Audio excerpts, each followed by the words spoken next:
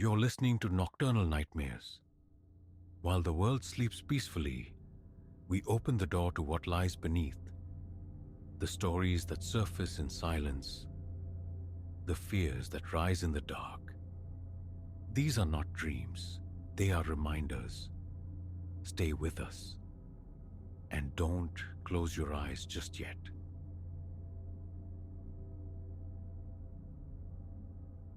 Who could fathom that a simple pram, a vessel for infancy, might become the axis upon which a life spins into terror? Yet here I crouched, swallowed by the manufactured twilight of my apartment. The scrape and click of metal on metal at the front door, whispering a prelude to dread. How profoundly mistaken I had been. It began a fortnight prior. Chicago, a new city sprawling beneath indifferent skies, was now home for myself and Willow, my daughter, all of 6 months breathing the unfamiliar air. Finances were a tightrope walk, necessitating resourcefulness for essentials like a stroller. New models mocked my empty pockets, so the digital labyrinth of Craigslist beckoned. Amidst the endless scroll, a listing shimmered. An upper baby cruise, gently loved, offered at a fraction of its birthright cost. The seller, Miriam, resided merely a few districts away. An exchange of messages, a time agreed upon for the following day at her home. Navigating towards her address, Willow murmuring soft constellations of sound from her car seat, a strange alloy of anticipation and unease settled in my gut. A Craigslist virgin, I wrestled with the inherent vulnerability, assuring myself, it's only a stroller. Miriam's building belonged to a part of the city that wore its age heavily. Paint flaked like sunburnt skin. Iron bars latticed the lower windows. Confirming the number, I drew a breath that felt thin in my lungs and rapped my knuckles against the door. A woman, perhaps midway through her 30s, opened it, her smile a sudden warm illumination. "You must be Alara," she offered. "Come in, please. I'm Miriam." A flicker of hesitation, then I crossed the threshold, Willow clutched like a shield. The apartment, though dense with belongings, was tidy. Toys formed bright archipelagos on the floor. From behind a sofa, a small face observed us. A toddler. "My Chloe," Miriam explained, with a gesture. "Just turned 3. They sprout so quickly, don't they?" I managed a nod, the tension in my shoulders easing fractionally. Astonishingly fast, Willow's already half a year old, seems impossible. Miriam guided me toward the living room where the stroller awaited inspection. It surpassed the digital promise, scarcely marred. While I traced its lines, testing the wheels, Miriam wove a tapestry of chatter about her children. Inquiries about Willow punctuating the narrative. It felt disarmingly normal, almost pleasant. After the briefest negotiation of space, pushing the stroller in a small circuit around her living room, I surrendered the cash. Miriam offered assistance, helping me maneuver my prize down the steps to my waiting vehicle. "Drive carefully," she cautioned as I secured Willow into her seat. "Some real lunatics on these roads." I waved, buoyed by the successful transaction. Only when the city blocks began to blur past did the peculiarity of her final remark surface. How could she possibly know my route? A ripple of paranoia quickly smoothed the way. Just being considerate, I chided myself. Nothing more. The subsequent days unfolded without incident. The stroller performed admirably, its smooth glide a small comfort, and the faint strangeness of the exchange with Miriam faded like a weak photograph. Then 4 days later, a discordant note. Wheeling Willow towards the park, I registered a car idling across the street. An unremarkable sedan, the color lost in shadow, perhaps navy, perhaps black. It wasn't the vehicle, but its occupant that snagged my attention. A man, seemingly fixated on my progress. When my gaze met his head snapped away. My pace quickened, a nervous flutter starting beneath my ribs. At the park, my eyes scanned relentlessly, but the sedan had vanished. Imagination, I insisted. Sleep deprivation, weaving phantoms. But the following day, it reappeared. Same anonymous car, same position. This time, when I looked, the driver offered no evasion. He simply stared, his features obscured by the dark mirror of sunglasses. His stillness, unnerving, I fled homeward, pushing the stroller with frantic energy. Willow beginning to whimper, absorbing my escalating fear like a sponge. Inside, the deadbolt slammed home. A meager defense, and I reached for my phone, dialing Simone, my anchor. Am I losing my mind? The words stumbled out after I relayed the unsettling sequence. Maybe I'm just exhausted, conjuring specters. Simone's voice, usually laced with wry humor, held a new gravity. I don't think you're crazy, Alara. That sounds genuinely disturbing. Have you noticed it any other times? A cold dread trickled down my spine as I cast my memory back.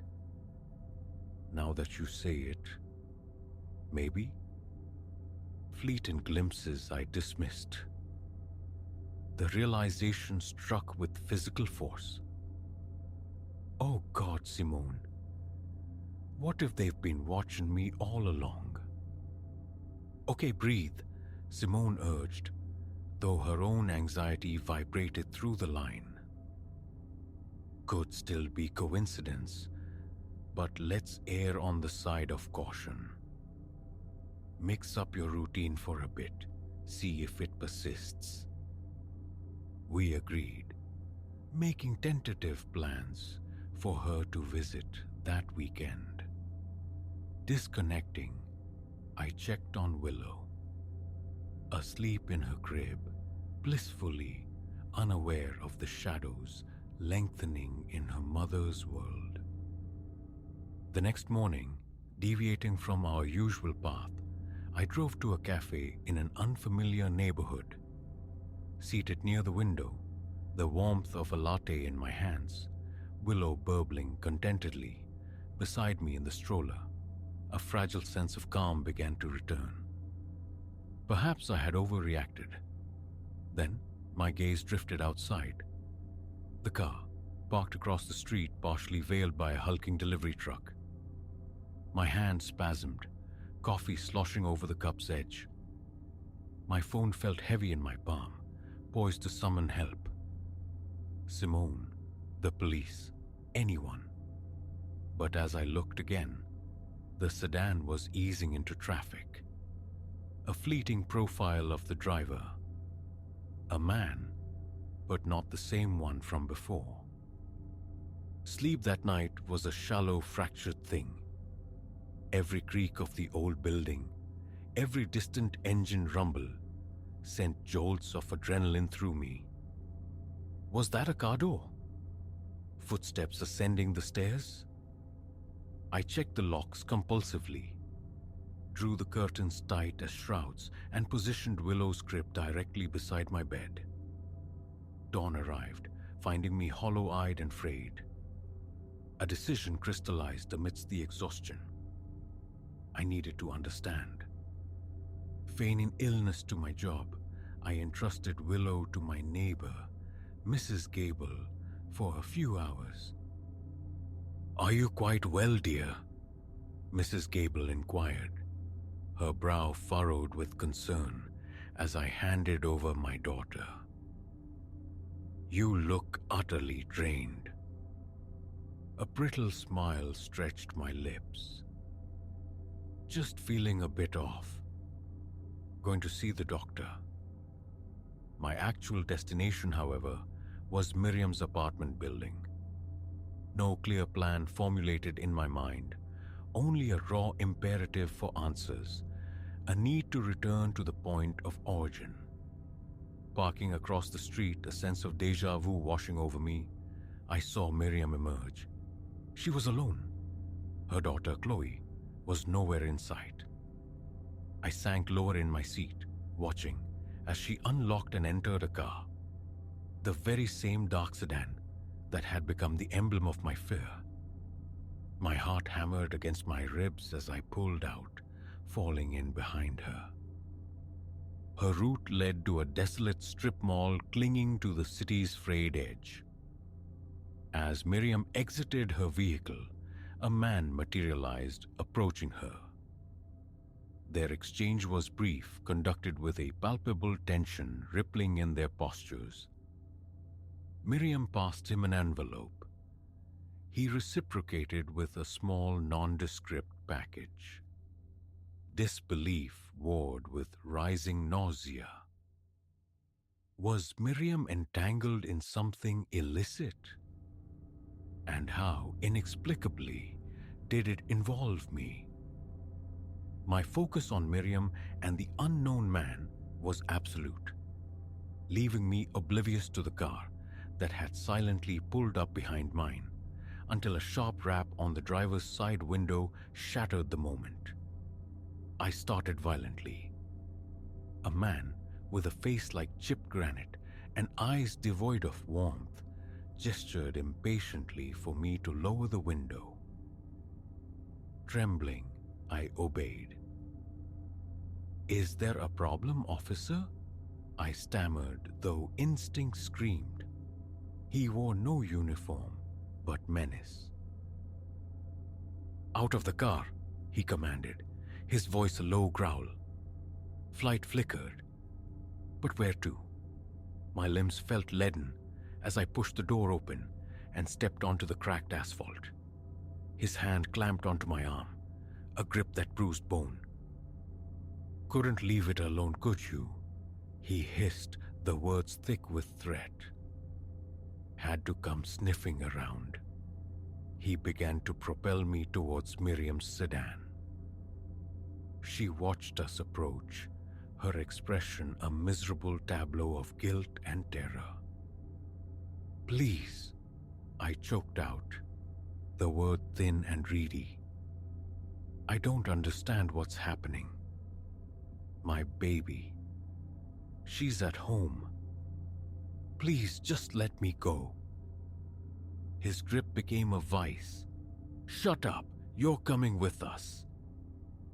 Then, slicing through the suffocating tension, the banshee wail of sirens erupted. Police cruisers flooded the parking lot, disgorging officers, weapons drawn, commands sharp in the sudden chaos.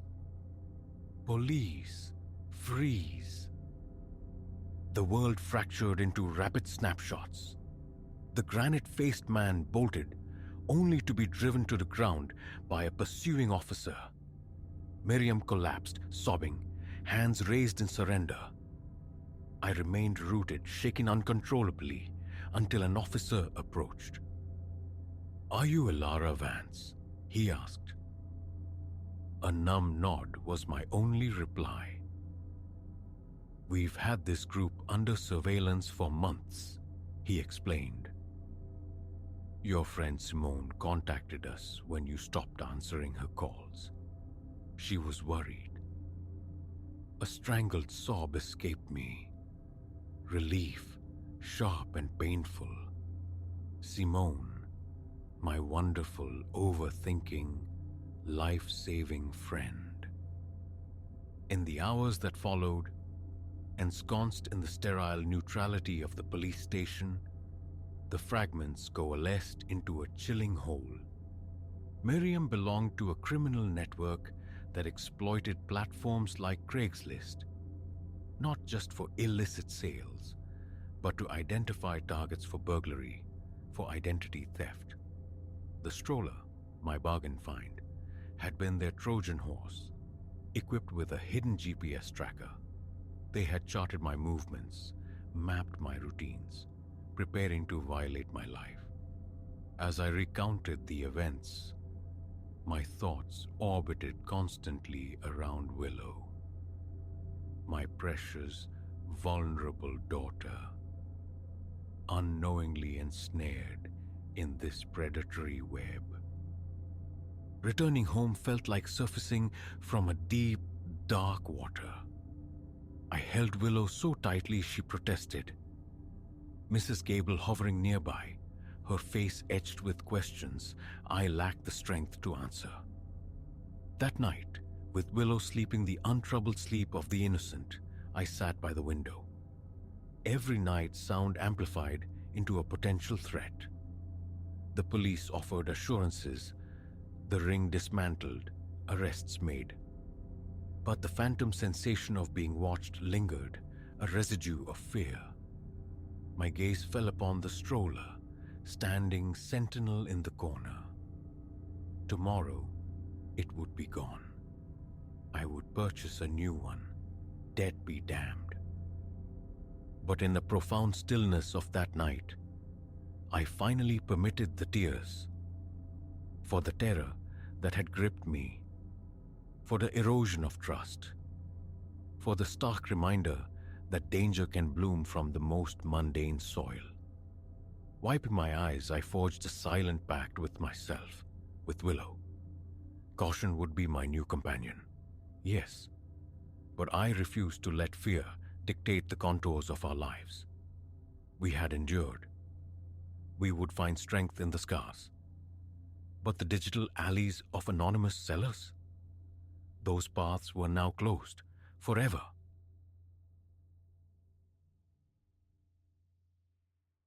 The wrongness announced itself with a sound, a low, abrasive scrrr-up from the subterranean depths. Like tortured metal being forced across raw aggregate, a weight dragged unwillingly. I stood utterly alone in the Saturday stillness, the task of tracing faulty wiring momentarily forgotten. Silence descended, thick and heavy, prickling the hairs along my nape as I held my breath, listening. Weeks prior, I'd acquired the shell of commerce, an edifice of age, nestled in a quarter showing promise. The figure had seemed equitable, the potential for a boutique storefront or a leased space palpable. Not once during the perfunctory tour had the estate agent gestured towards the basement's hidden appendage, a compact garage tucked away like a secret shame.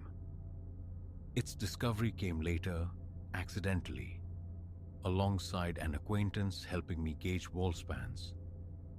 Behind a drab fuse panel, a sliver of a door obscured. Rusted hinges shrieked in protest as we forced it open, revealing concrete steps plunging into shadow. The air that greeted us was stagnant, redolent of damp earth and time. My phone's beam sliced through the gloom. The space itself was unassuming, perhaps adequate for a diminutive automobile or a brace of motorcycles parked flank to flank. Its floor, a fractured map of concrete veins. Spidery blooms of mold crept up the walls. Desiccated tools lay scattered in a forgotten heap. No functional illumination existed, merely a vacant socket dangling ancient frayed wires. Seeing no immediate utility in this forgotten corner, I'd largely relegated it to the back of my mind. Until that weekend, dedicated to navigating the building's electrical labyrinth, ensuring compliance. I began systematically near the main entrance, testing switches, probing outlets, scrutinizing the primary breaker box. All seemed orderly. Then, the memory of that subterranean pocket surfaced. Tools in hand, I descended. The steps, treacherous with uneven wear and slick patches of moisture, threatened my footing. A distinct chill permeated the air here, the miasma of mildew intensifying with each step down.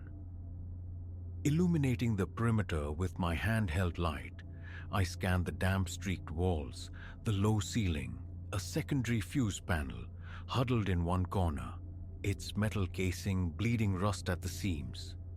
It yielded only to a determined tug.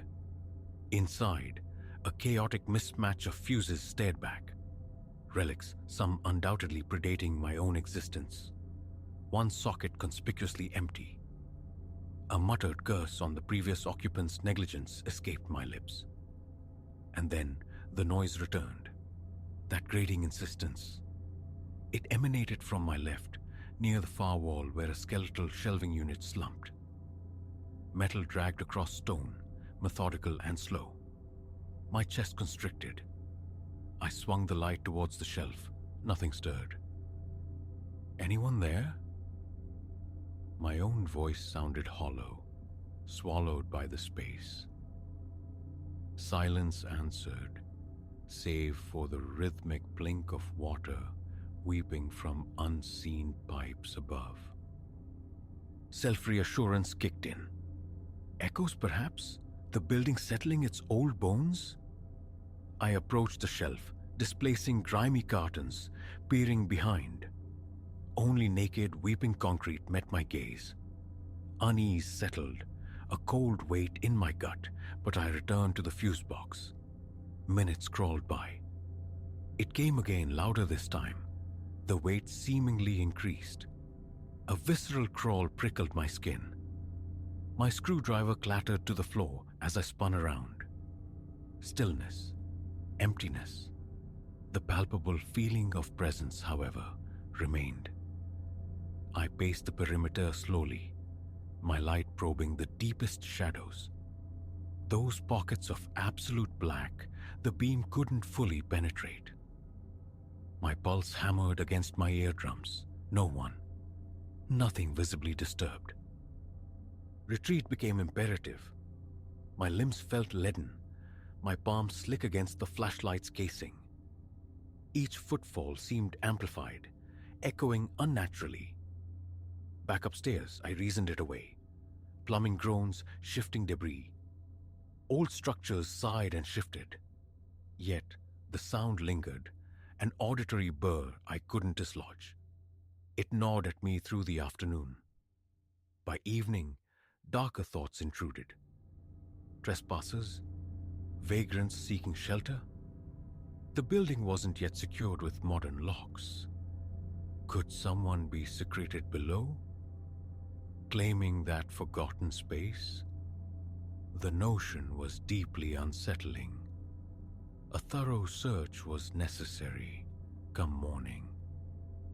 Sleep offered little respite, punctuated by phantom scrapes echoing in the threshold of consciousness.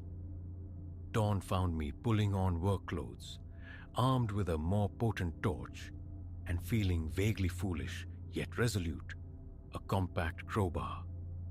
I parked directly out front, the Sunday morning streets hushed and dormant. The main door yielded, and I made straight for the basement access. Opening that narrow door released the familiar musty exhalation, an odor that irritated the senses. The stairs groaned their familiar complaint under my cautious weight. At the base, I paused, sweeping the powerful beam across the chamber. It cut deeper into the darkness than my phone ever could. Bare walls stared back, the floor, coated in a fine film of dust marked only by my own prior footprints. I investigated methodically. The shelf, The corners, behind the fuse panel, beneath the dilapidated workbench. No sign of intrusion. For half an hour, I remained, opening, closing, shifting detritus, pulling the shelf unit fully away from the wall, kicking aside fractured timbers, listening intently. Silence reigned. A confusing blend of relief and frustration washed over me. Relief at the absence of threat, frustration at the unresolved mystery. Finally, I turned my attention to the fuse panel, replacing the absent fuse, testing the circuits, deliberately ignoring the persistent chill that seeped into my arms. By the time I concluded, hunger gnawed. It was nearing midday. Climbing the stairs, seeking sustenance, I reached the halfway point when it happened. A sharp, metallic shriek from below, sudden, violent. I nearly lost my grip on the flashlight. Whirling, I cast the beam back down the stairwell. Empty concrete floor. My hands began to tremble. The sound was undeniable, originating from the very spot I'd occupied moments before. Descent again. My throat felt parched. "If there's someone down here," I called out, my voice tight. "I'm phoning the authorities." The silence that answered felt denser, heavier. I repeated my circuit of the room, flashlight beam trembling slightly, probing every recess. Nothing. The sound did not recur. Defeated, nerves frayed thin, I retreated once more. Upstairs, I secured the basement door, the deadbolt sliding home with a decisive thud, and vacated the premises. The following days saw me actively avoiding that lower level. I poured my energy into superficial improvements upstairs. Fresh paint, window repairs, consultations with contractors. Yet, the basement remained a psychic weight. Passing its door elicited an involuntary shiver, a somatic memory of grating metal, a silent command to stay away. Come the next weekend, necessity forced my hand. Supplies needed storing, and the basement, despite its unsettling nature, offered valuable square footage. I armored myself. A thick jacket against the chill, a robust work lamp trailing a long extension cord, phone fully charged. A small folding knife rested in my pocket, a talisman more than a weapon. I rigged the work lamp near the fuse box, bathing a significant portion of the garage in its stark, flickering glare. The brightness offered a thin veneer of security. Clipboard in hand, I began measuring, jotting down dimensions, acutely aware of the space behind me. Every few moments, an involuntary glance over my shoulder. Expectation hung in the air, thick as the smell of mold. But the silence held, broken only by my own movements and the persistent drip somewhere in the plumbing's hidden veins. An hour passed. Measurements complete. I swiped sweat from my brow. The cold air did little to quell the nervous heat. As I prepared to pack up, the work lamp stuttered violently, dimming to a near-extinguished ember for 2 long seconds before flaring back to life. In that fleeting twilight, against the far wall, I perceived it. A shape. Vague, indistinct, yet undeniably humanoid in silhouette. I froze, heart leaping against my ribs. My flashlight beam stabbed towards the spot. Empty wall. Peeling paint. Nothing more. Clutching the work lamp, I crossed the space, scrutinizing the area where the shape had seemed to stand. My beam interrogated every crack, every shadow. Nothing. No disturbance in the dust, no physical sign. Calm down. My breath hitched. Hands shook anew. The clawing scent of decay felt suffocating. The walls pressing inwards. A trick of the light, I told myself. A shadow cast by my own movement. But the goose flesh rising on my arms, the prickle on my neck, argued otherwise. I gathered my tools with frantic haste, and then the sound, louder than ever before, directly behind me. A heavy weight being dragged, protesting, across the rough concrete. I spun, stumbling, nearly dropping the lamp. Nothing. Utterly, terrifyingly empty. My stomach churned. Slowly, deliberately, I backed towards the stairs, eyes fixed on the center of the room. The noise did not repeat. Reaching the door, I killed the lights, slammed it shut, twisted the key in the lock. Now, the descent is always fraught. Attention coils in my chest the moment I touch the doorknob. Palms grow damp, pulse quickens. My gaze darts constantly, scanning the periphery. Sometimes, standing at the top of the stairs, I imagine I hear it, a faint, distant scraping. Other times, halfway down, a flicker of movement registers in the corner of my eye. Always, investigation reveals nothing. Yet the space never feels vacant. It feels occupied, watched as if something waits in the deepest shadows, patient, observing my departure, or perhaps anticipating my approach. Rational explanations have been sought and exhausted.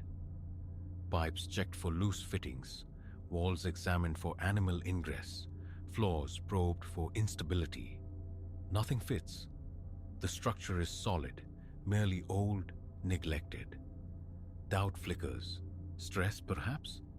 The financial burden of renovation? The pressure to generate income?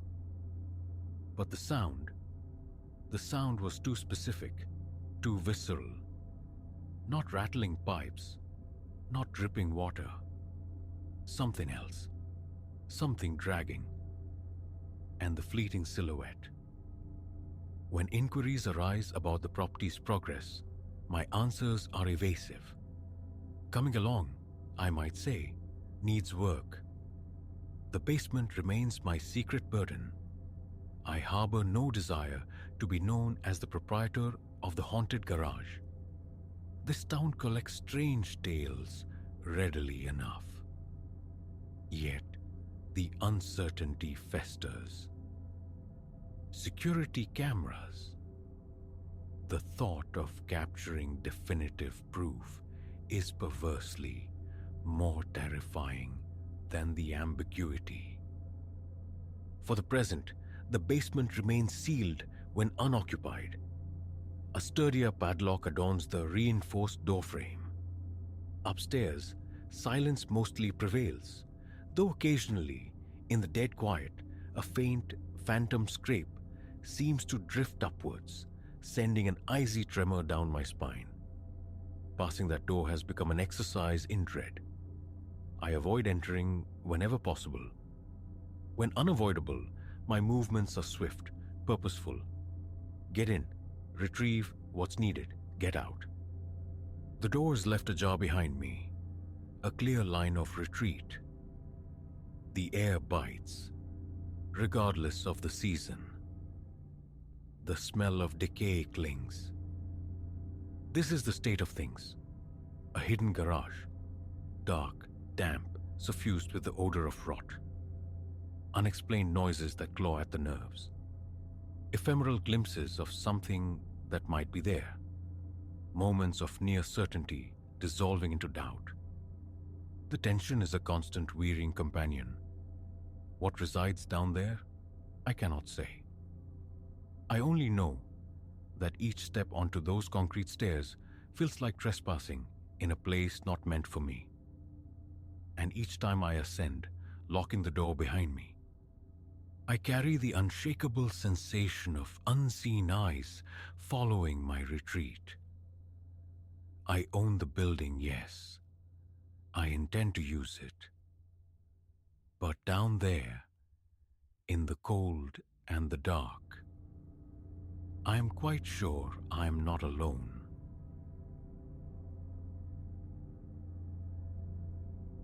It wasn't until the thing hunting me spoke with a human tongue that the true depth of the abyss opened beneath my feet.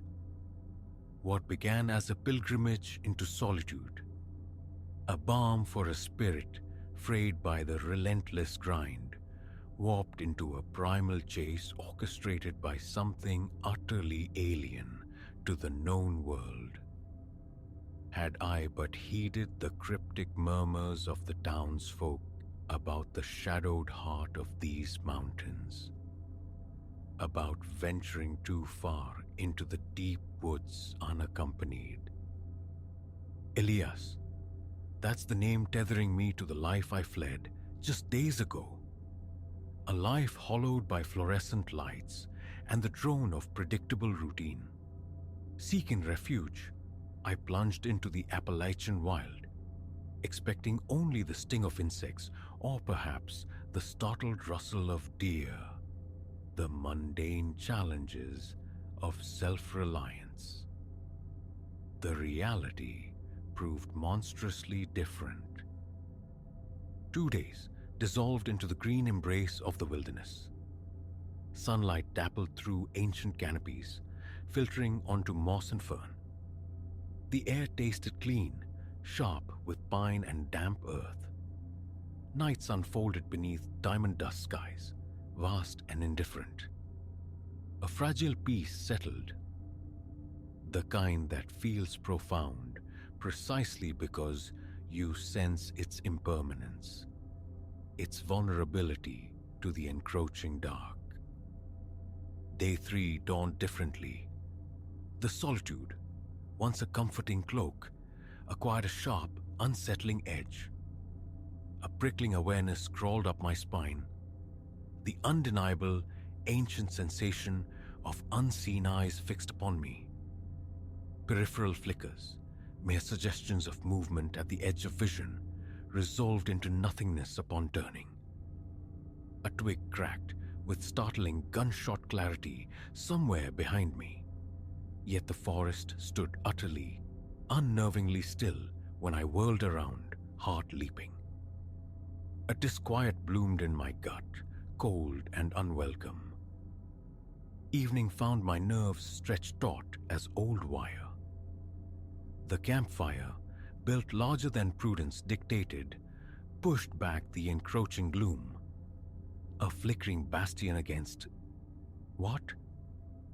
As I stared into the hypnotic dance of flames, seeking solace in their primitive light, a sound pierced the quietude. A voice, clear, yet somehow hollow. Hello? Anybody out there? Chills traced cold paths down my back. It shaped human words, yes, but the cadence felt wrong. Strangely flat, meticulously articulated, like an actor reading lines rather than a person genuinely calling out. "I'm lost," the voice insisted, seeming closer now. "Can someone help me?" My heart hammered against my ribs like a trapped bird. Primal caution screamed warnings, ancient instincts urging silence, concealment. Yet, ingrained empathy warred against it.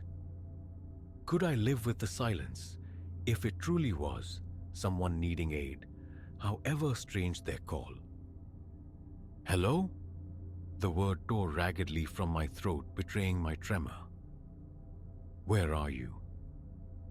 A pause hung heavy in the air, thick with unspoken threat. Then the voice returned, impossibly distant now, impossibly elsewhere, from a completely different quadrant of the encompassing darkness. "Over here. Please, I need help." The spatial disconnect sent ice through my veins. How could anything move so swiftly, so silently across that terrain?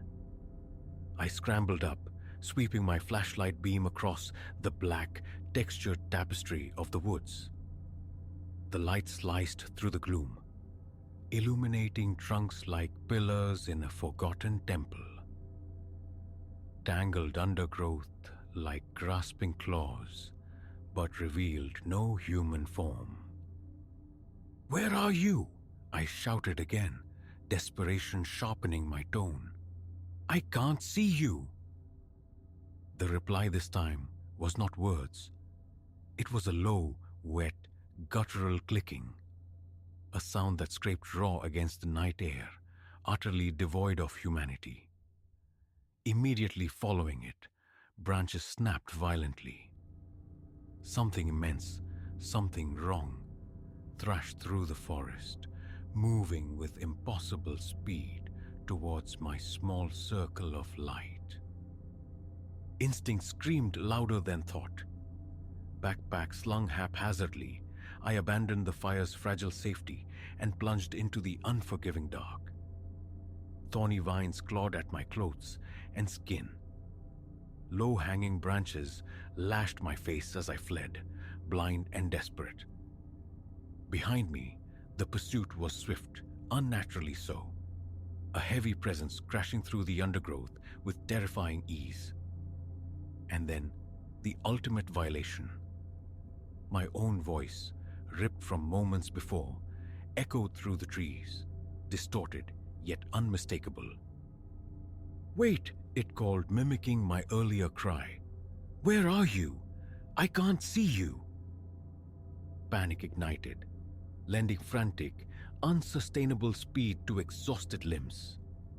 It wasn't just chasing, it was mocking, collecting sounds, weaving a tapestry of terror from stolen words. First, the generic plea for help. Now my own fearful questions hurled back at me through the suffocating darkness. Time fractured, became meaningless. There was only the frantic rhythm of my own breathing, the pounding terror in my chest, and the relentless pursuit just paces behind, punctuated by that chilling stolen voice. My lungs burned as if seared by acid. My legs felt like leaden weights.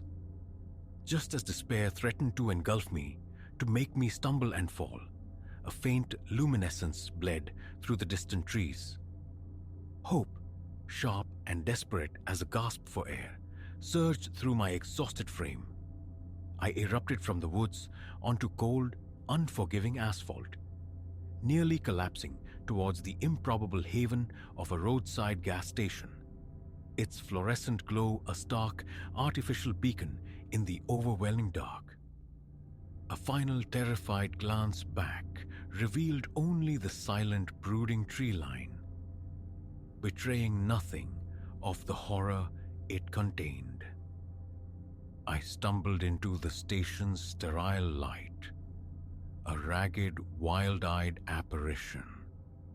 The attendant, a man whose face seemed etched with the patience of countless long nights, simply observed my state, his hand hovering near an old wall-mounted phone. "Wait," I rasped, air tearing at my raw throat. Something in the woods. Not right, not natural. The attendant's gaze sharpened, a flicker of weary recognition dawning in his deep-set eyes. He lowered his hand slowly. "Whispering Peaks got hold of you, huh?" he asked, the name itself seeming to carry a palpable weight in the quiet space. I could only nod, shivering despite the indoor warmth. He sighed, a sound like dry leaves skittering across pavement. Folks are told, don't go too deep, not alone. As the adrenaline ebbed, replaced by a bone-deep tremor, that shook my entire body.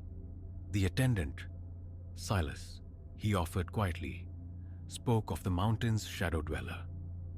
He recounted hushed local tales, fragments of encounters much like mine, stories of a thing of stolen voices, a mimic that lured the unwary deeper into its embrace with familiar sounds, known by some as a walker in shadows, by others as something far more ancient, something woven into the very fabric of the peaks themselves, long before maps bore names.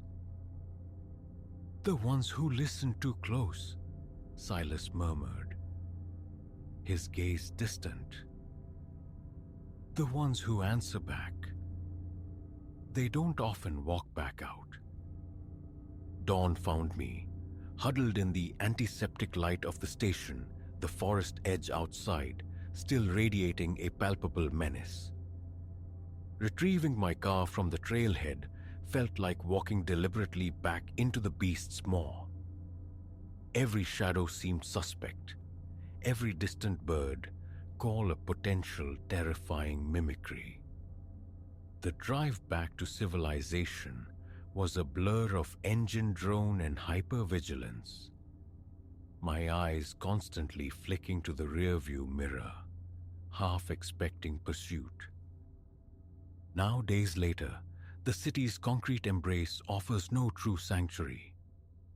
The feeling persists, a lingering awareness of eyes unseen, a presence unfelt but known deep in my marrow.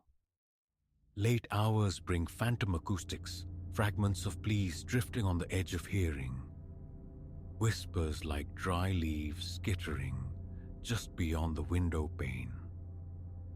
Sometimes chillingly, my own voice calling my name from the darkness outside. I scour digital archives and obscure forums now, seeking patterns in scattered accounts. Hikers pursued by echoes of lost loved ones. Campers unnerved by familiar voices calling from the impenetrable dark. Cryptid? Entity from beyond the veil? Spirit of the woods? Theories abound, hollow comforts against the visceral, ice-cold memory. Solitude, once my desired haven, now gapes like an open wound, threatening unseen intrusions.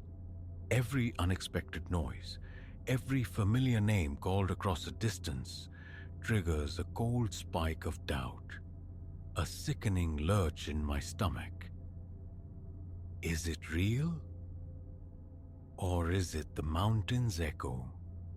Still listening, still learning, still hunting. No solace lies in knowing, only the chilling certainty that the wilderness holds teeth, that some voids are not empty but waiting, and that answering the voice from the deep woods might be an invitation you can never rescind. Listen carefully to the silence when you venture far from the lights, and listen even more carefully to the sounds that break it. Some things hunger not just for flesh, but for the very sound of your fear, waiting patiently to add your voice to their terrifying repertoire.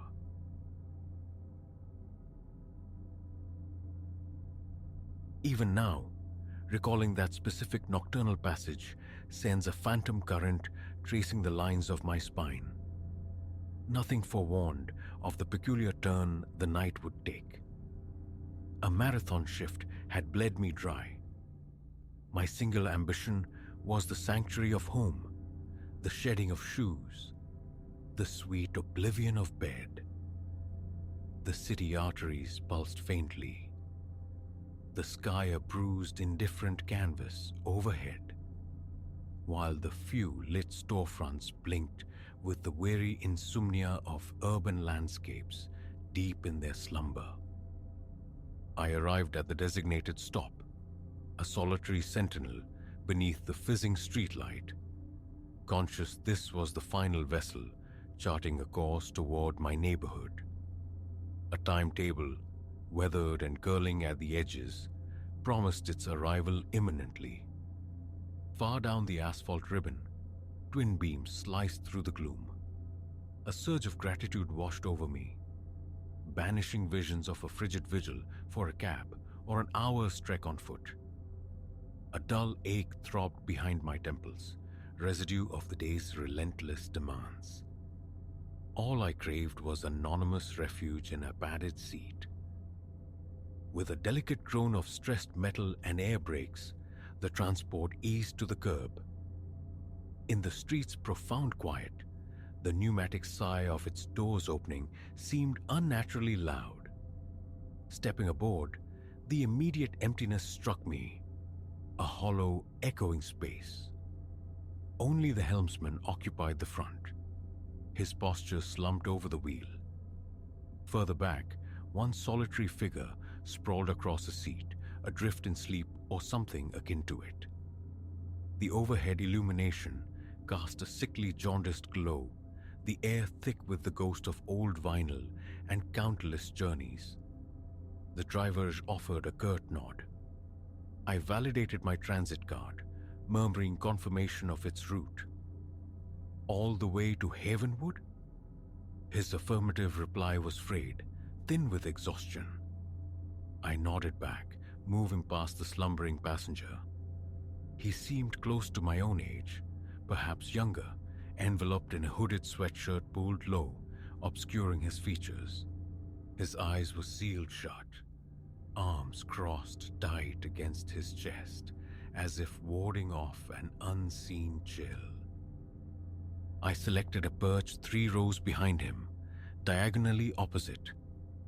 Proximity felt unwelcome, yet the cavernous rear, steeped in shadow, held its own subtle menace. This deep into the night, the bus interiors often acquired a spectral quality when sparsely populated. I sank into the seat, which protested with a soft squeak, and leaned my head against the cool glass. Outside, streetlights swam by, intermittent beacons in the pervasive dark, painting fleeting, distorted landscapes on the window pane.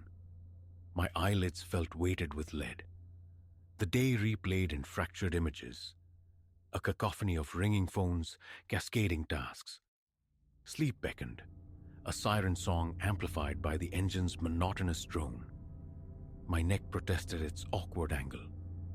The seat fabric, coarse beneath my jacket, chafed slightly. From the figure ahead came the occasional faint rustle, a body shifting in unconscious transit. Otherwise, only the engine's thrum and the rhythmic percussion of tires over uneven pavement broke the stillness. My thoughts drifted, cluttered with the usual debris. Unsent emails, looming errands, the promise of leftovers awaiting me. Minutes blurred. I hovered in that liminal state peculiar to late-night commutes, consciousness fraying at the edges. Then abruptly, a jolt snapped me awake. An invasive iciness permeated the air, unrelated to the ambient temperature. It wasn't the mechanical chill of air conditioning, but something more intrinsic, raising goose flesh along my arms. My heart began a frantic tempo against my ribs. Instinctively, I rubbed my arms, trying to dispel the sensation. My gaze was fixed on the window beside me, reflecting only the dim street rushing past. My own visage, a faint ghost superimposed upon it. On impulse, I shifted, leaning inward toward the aisle, my eyes drawn to the windows on the opposite side. And there it was. Reflected in the dark glass across the way, a face stared back. But it wasn't the youth's, nor the driver's. This countenance was aged, weathered. A man, perhaps in his 50s or 60s, crowned with thinning hair, but possessing a dense, unruly beard, fixed his gaze directly upon mine. His eyes, dark pools in the reflection, held an unnerving intensity. I froze, breath caught in my throat. My mind scrambled for logic. Had someone else boarded unnoticed? Impossible.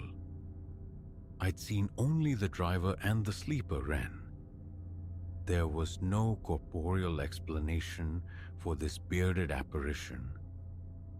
My head whipped around, scanning the seats across the aisle.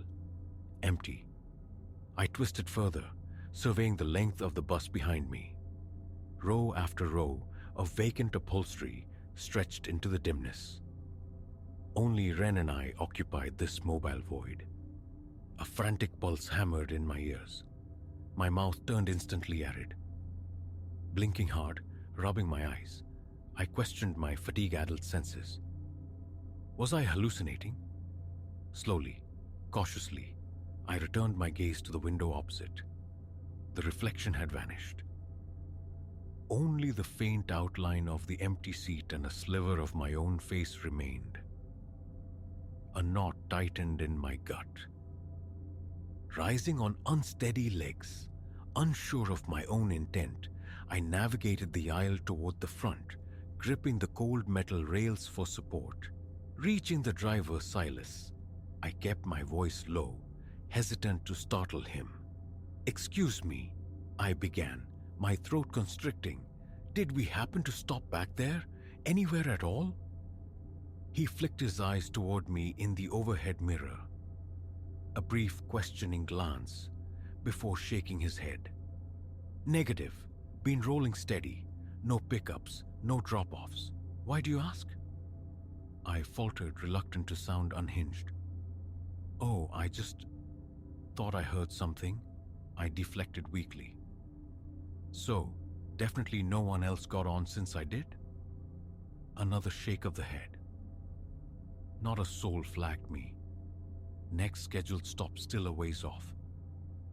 I murmured my thanks and retreated, my steps less certain than before. Passing Ren's seat, I allowed myself a closer look. Definitely young, stubble shadowing his jawline, utterly lacking the thick beard of the reflected visage. He was deeply asleep, mouth slightly agape, breathing the slow rhythm of the oblivious.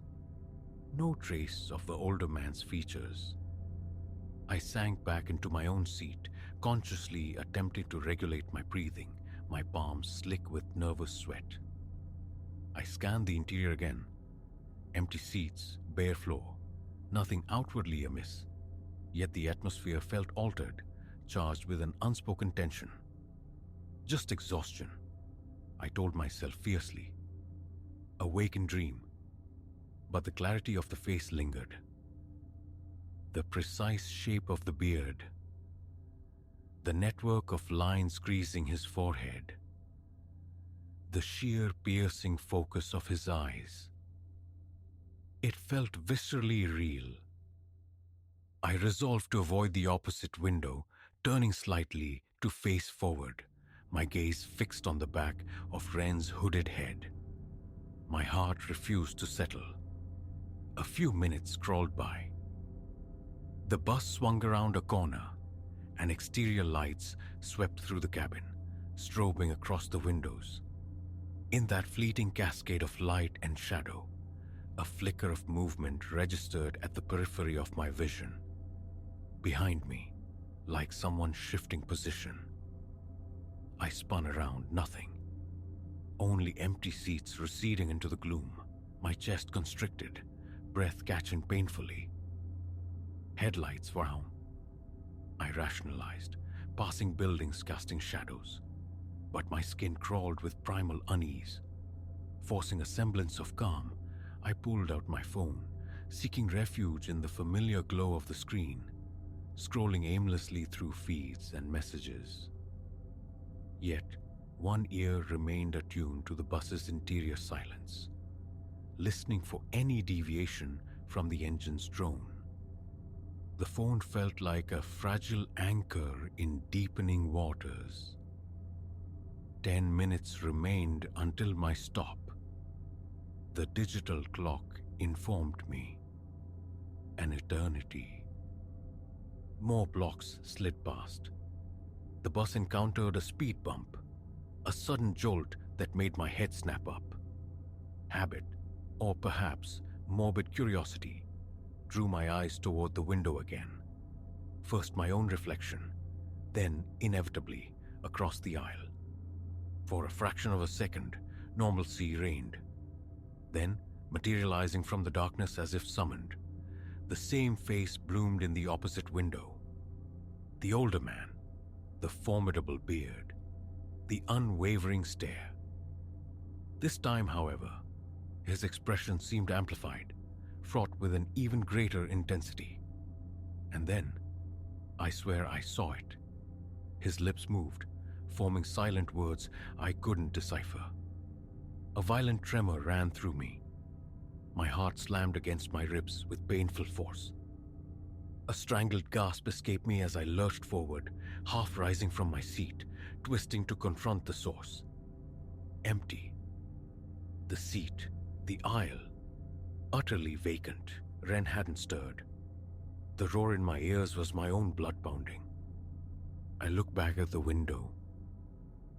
The reflection was gone once more, leaving only the night outside. That was the breaking point. Logic abandoned me. My mind churned with unanswerable questions. No one else occupied this space, yet this phantom elder persisted. Whether a figment of profound exhaustion or something truly inexplicable, I couldn't endure another moment waiting for its return. My hands clamped onto the seat ahead for balance, knees trembling, palms damp. A glance out the window confirmed our location. Still 2 stops shy of my destination, perhaps 3 minutes' ride. It didn't matter. Safety or sanity demanded immediate escape. I jammed the stop request button. The small electronic chime echoed disproportionately loud in the pregnant silence. Silas eased the bus to a halt at the next corner, a forlorn intersection marked by a sputtering street light and the dark facade of a shuttered bakery. I didn't care about the desolation. I needed solid ground beneath my feet. The instant the door sighed open, I was moving, hurrying down the aisle, eyes fixed determinedly forward, deliberately avoiding any glance toward the windows or the occupied seats. My heartbeat stuttered violently in my chest, breath coming in short, sharp bursts. My skin felt simultaneously feverish and chilled. I stepped onto the cracked pavement. The doors hissed shut behind me. The bus pulled away, its red taillights receding into the night, abandoning me to the silent street.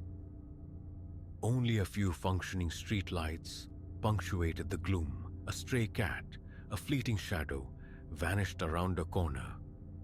I drew several deep, ragged breaths, attempting to quell the internal storm.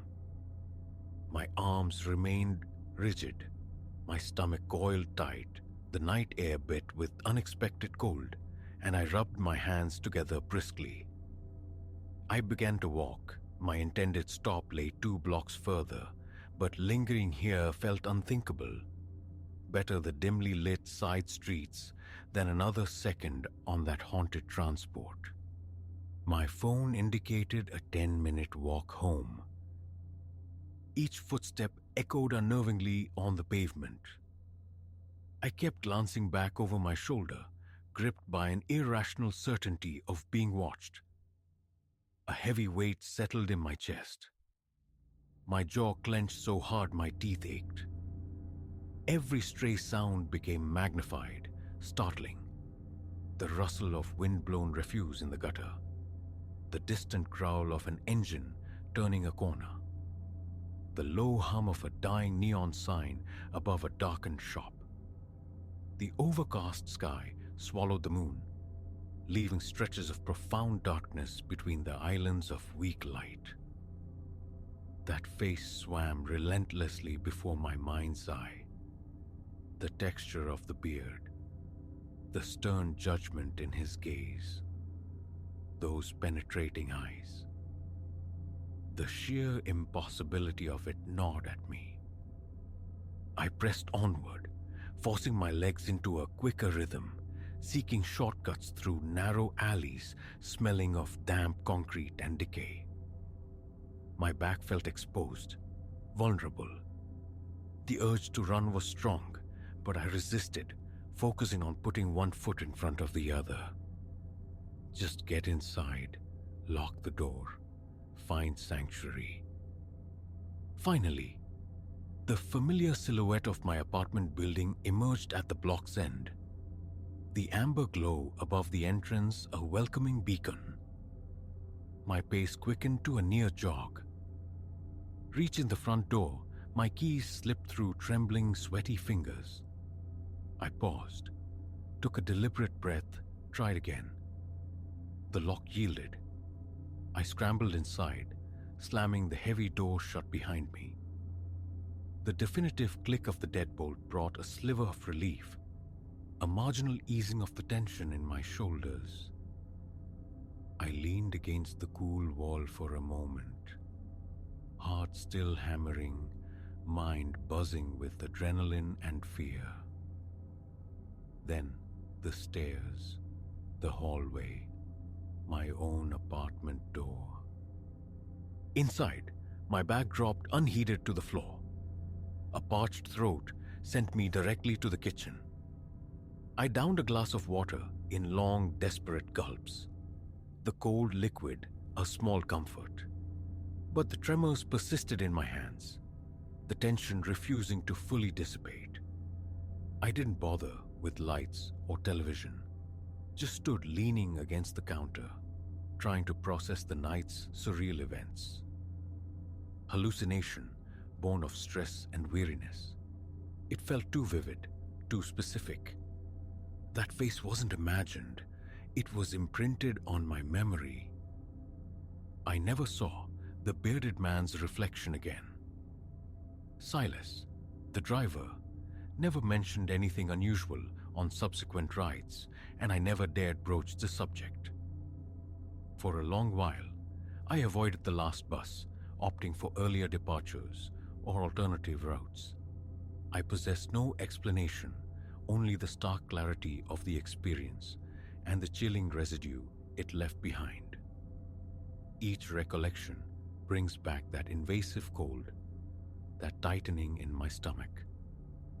Perhaps fleeing the bus prematurely was an act of cowardice, but remaining felt untenable, trapped with that silent, watchful presence in the glass. Proof is irrelevant. Belief is immaterial. It was real for me. It remains real. Which is why, even today, I shun sparsely occupied buses after dark. I'll brave a crowd, endure the crush, rather than sit in isolation, watching reflections, waiting for the unexpected to coalesce from the shadows behind me. Sleep comes easier now, knowing I avoid that particular precipice. But the memory endures, sharp and unsettling. And his face, the face I never invited, the face I pray I never encounter again, remains.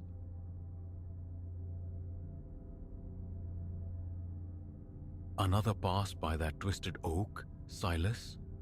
Or is the forest just repeating itself? Ilara's voice, tied beside me, traced the skeletal shapes leaping out from the headlight glare. This serpentine track, charmingly dubbed the Ridge Road on the map, coiled deeper into the mountain's embrace, each curve a mirror of the last. Our digital guide had surrendered to the wilderness an hour prior, leaving us adrift with archaic paper folds and a dwindling faith in our innate navigation. The scenic detour, chosen in daylight's optimistic glow, now felt like a cruel joke as absolute night swallowed the promised vistas. 11:23 pulsed on the dashboard, a stark reminder of our isolation. The phantom companionship of other travelers had vanished 40 minutes back. "Hold on," Ilara breathed, her silhouette sharpening as she leaned toward the windshield. "Silas, look, what is that?" Ahead, where the beams cut a swathe through the darkness, something gleamed. A thin metallic line, utterly alien amongst the rough bark and whispering needles. I eased off the accelerator, eyes straining against the gloom, and then it resolved. A steel cable, drawn taut across the road at precisely the height to meet a windshield, anchored invisibly to the colossal trees flanking the asphalt. My foot slammed the brake. Tires bit into the loose shoulder gravel, skidding us to a halt a mere 30 feet shy of the obstruction. That's wrong," Ilara whispered, the tremor in her voice echoing the sudden chill in the car. We sat, the engine's low thrum the only sound, staring at the cable. Fine enough to be missed until the last second, yet brutally substantial. A barrier designed not just to stop, but to cripple. Or worse. Logan remnant, maybe? The suggestion felt hollow, even as I voiced it. Its placement was too precise, too deliberate. This wasn't carelessness. It was calculated. A snare, positioned to halt intruders exactly here, exposed, enveloped by the vast indifferent dark. Then, light exploded in the rearview mirror. Headlights rounding the bend behind us. A wave of relief washed over me. Company, perhaps aid. The simple comfort of not being utterly alone. But the relief curdled as the lights surged closer, gaining rapidly, showing no sign of slowing for our stationary vehicle. "Brace yourself," I warned Ilara, wrenching the wheel. We lurched onto the shoulder just as the pursuing vehicle, a dark, hulking truck, its license plate obscured by the blinding high beams, swerved violently around us. It didn't stop at the cable. Instead, it veered sharply onto an almost invisible dirt track that bled into the forest just before the barrier. Immediately, 2 more pairs of headlights flared into existence behind us. The realization struck with physical force. A coordinated effort. The cable wasn't just an obstacle. It was the bait, the anchor point of their trap. And we had driven straight into its jaws. "Call emergency services," I urged, but Ilara was already holding up her phone, the stark, no-service icon mocking us. The trucks behind were closing in, one veering off-road to our left, the other mirroring the maneuver to our right. A pincer movement, boxing us in.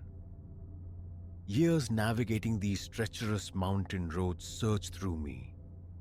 I slammed the gear shift into reverse. The all-wheel drive I'd once deemed excessive now felt like salvation. "Hang tight," I yelled, stomping the accelerator. The car leaped backward, tires spinning, past the approaching trucks. For a fleeting moment, their headlights illuminated startled faces behind the glass. 50 yards back, the road bent sharply. I recalled it from the drive-up. Reach that curve, break line of sight. Maybe. The trucks behind us scrambled, their bulk a disadvantage on the narrow asphalt. And then I saw it. A Forest Service fire road, barely discernible, its simple metal gate unexpectedly ajar. No hesitation. I spun the wheel, swinging us onto the rough track. The moment we rounded its first concealing bend, I killed the lights, plunging us into profound, suffocating blackness. The roar of the trucks thundered past on the main road above, their occupants likely assuming we'd continued our desperate backward flight. We sat frozen, hearts hammering against ribs, listening as the engine sounds dwindled, devoured by the woods. Elara's hand found mine in the dark, her grip fierce. 10 minutes stretched into an eternity before I risked switching on the parking lights. The fire road, blessedly, snaked downward, eventually depositing us onto a different highway 15 miles south. We emerged near the reassuring fluorescence of a rest stop, where the sight of state police cruisers felt like surfacing from a deep dive. Our breathless recounting sent officers scrambling, radios crackling with calls for backup as they sped toward the ridge road. The hours that followed were a haze of official statements punctuated by lukewarm coffee from a vending machine. We weren't the first, they told us. Other reports existed. Suspicious vehicles lurking on deserted stretches, road signs mysteriously vanished, odd debris appearing where it shouldn't. But the cable, that predatory steel line, was new. That night carved a line in the sand for our mountain community. Emergency call boxes, solar-powered beacons of hope, began appearing along the most isolated routes, courtesy of the Forest Service. Local four-wheel drive clubs initiated volunteer patrols, their headlights sweeping the back roads after dusk. The police formed a dedicated task force, complete with an anonymous tip line. Elara and I still seek the solace of the high trails, still choose roads less traveled, but the innocence is gone, replaced by preparedness. Satellite communicators nestle in our packs. Gas tanks are kept full, emergency kits meticulously stocked. Critically, our detailed itineraries are left with friends, punctuated by mandatory check-in times. Our ordeal became a cautionary tale, then a catalyst. The Department of Transportation upgraded signage, adding reflective markers and, where feasible, lighting on notorious stretches. Businesses along remote highways joined a safe haven network, promised refuge and assistance around the clock. Community centers offered defensive driving courses tailored to the unique hazards of rural roads. Just last month, a young couple, having heard our story, recognized the sinister setup of a similar trap. They didn't stop. They kept moving, found safety, and reported it immediately. Their vigilance led to the first significant arrests in the case. The fire road, our unintentional sanctuary, now bears a proper gate, monitored by cameras. Maintained by hiking groups, it's marked as an emergency egress with subtle reflective signs, visible only when desperately needed. A forgotten access point transformed into a symbol of collective resilience. We launched a website, a repository of mountain road wisdom, mapping safe stops, sharing tips, linking travelers to local help. The model spread, other rural areas weaving their own safety nets. Because the deepest lesson of that night wasn't just about recognizing danger, but about forging connections, sharing knowledge. Any dark road feels less daunting when you know the locations of safe harbors, when you understand the network of vigilance that exists just beyond your headlights. Driving these mountain roads after dark still brings that faint, primal flutter of unease when the beams catch something unexpected by the roadside. But now it's tempered with awareness of escape routes plotted, emergency protocols learned, and communities standing ready. The mountains retain their wild majesty. We've simply learned to navigate their beauty with wiser eyes.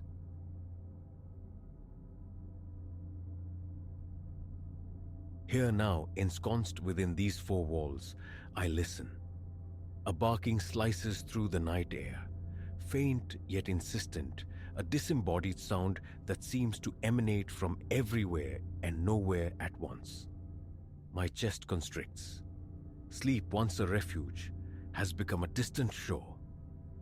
This strange vigil began perhaps a week ago. Out of the profound quietude of midnight, the barking erupted, uninvited, and since then, it has woven itself into the fabric of my nights, a persistent, gnawing reminder that solitude might be an illusion out here. This small house stands marooned, adrift in a sea of fields and trees, the nearest outpost of civilization a 20-minute drive away. I sought this isolation, courted the deep silence I imagined would cradle focus, nurture introspection. For the first few months, serenity reigned. Birdsong stitched the mornings together, deer materialized like apparitions at the tree line. The vast yard breathed openness. The nights were profound wells of silence, occasionally disconcerting in their depth. A stillness I once craved now feels taut, fragile, ready to shatter the moment dusk bleeds across the sky. It commenced in the dead hours, near 2 in the morning. Drifting on the edge of sleep, I registered a choked bark, sharp but solitary. A coyote, perhaps, or some stray dog charting its nocturnal course across my land. Surely it would pass. I rose, peered through the window pane into a yard swallowed by shadow, the moon veiled. Nothing stirred. Retreating to bed, I willed the sound away. Come morning, I scoured the grounds for evidence. A displaced blade of grass, a single paw print etched in the damp earth. The land remained inviolate. I dismissed the incident. But the following night, the sound returned, amplified, tenacious. A ragged edge frayed the barks, hinting at distress, yet imbued with an unsettling resonance, an echo that seemed to hang in the air long after the sound itself ceased. Again I rose. Through the living room blinds, the familiar emptiness of the yard stared back, bathed in the sterile glare of the floodlight. All appeared undisturbed. Resolve hardening, I drew on my boots, flipped the porch switch, and stepped into the chill air. Gooseflesh prickled my arms. The flashlight beam carved arcs through the darkness, illuminating only dew-kissed grass and silent trees. No animal, no movement. Then my light caught them. Aqueous impressions spattered across the porch planks. Not paw prints, not boot marks. Just random, glistening patches, as if something weeping water had stood there. They originated near the porch's edge, a hesitant trail leading directly to my front door, where they simply ceased. No departing track, only an abrupt end. I stood frozen, listening. The barking dissolved into silence. A cold knot tightened in my gut. Retreating inside, I threw the bolt, leaning against the door, breath shallow, heart hammering against my ribs. A neighbor's dog, I reasoned, lost from a distant farm, but unseen, vanished. Sleep offered no escape. Phantom barks haunted the periphery of my hearing throughout the night, seeming to migrate. Now behind the house, now near the side windows, then returning to the porch. A slow, deliberate circling. Dawn found me hollow-eyed, exhausted. In the ensuing days, the barking became a capricious tormentor, sounding at unpredictable intervals. Deep night, twilight's fading moments, the liminal hour before sunrise. Unease festered, transforming my sanctuary into a space of apprehension. A bark would send me scrambling to a window, only to find the familiar void. Stepping outside, flashlight probing the shadows yielded nothing, but the damp sigils reappeared with unnerving frequency. On the porch, the back steps, even staining the flagstone path flanking the house. Always, they materialized from nowhere, ending without explanation. One night, the torment escalated. The moon, briefly ascendant, was devoured by swift-moving clouds, plunging the world into an ink-black abyss. The barking reverberated in this amplified darkness, louder, more guttural than before. Flashlight clutched like a talisman. I ventured out again, sweeping the beam across every inch of my domain. Curiously, the barking would cease the moment the light fell upon its apparent source, only to erupt anew from a different quadrant. A perverse game. Sweat beaded on my brow despite the cool air. Circling the house, I called out, "Hello? Anyone there?" Searching for a human trickster in the gloom. Silence answered, followed immediately by barking from yet another direction. A tremor ran through my arms, my flashlight beam jittering, then a fleeting sensation. Something light, dry, brushing against my ankle, like the passage of a small, swift creature. I snapped the light downwards. Empty grass. My stomach churned.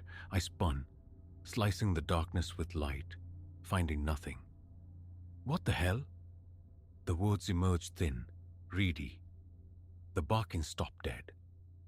I scrambled back inside, slammed the bolt home, and stood trembling in the hallway, breath ragged, skin clammy. Comprehension eluded me. Pacing the living room, I ignited every lamp, bathing the house in defiant light, leaving the porch ablaze as well. Eventually, I sank onto the sofa, eyes fixed on the door, bracing for the inevitable return of the sound. It never came. Only with the first grey light of dawn did I realize I hadn't closed my eyes all night. The next evening, I armed myself. A camera mounted on the front porch, its unblinking eye aimed at the yard. Another guarded the rear. I needed proof, tangible evidence of this unseen tormentor. Calling animal control felt premature, absurd.